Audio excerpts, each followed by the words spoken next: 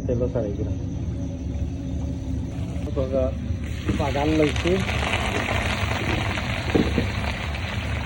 ওগুলা আর হয়ে গেছে প্রায় হয়ে গেছে মাছটা আমার খোলা বাকি গেছে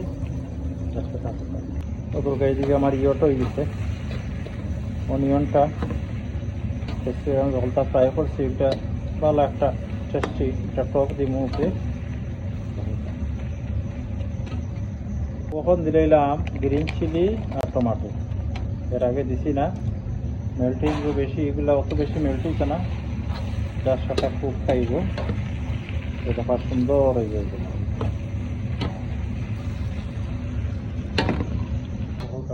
দিলাম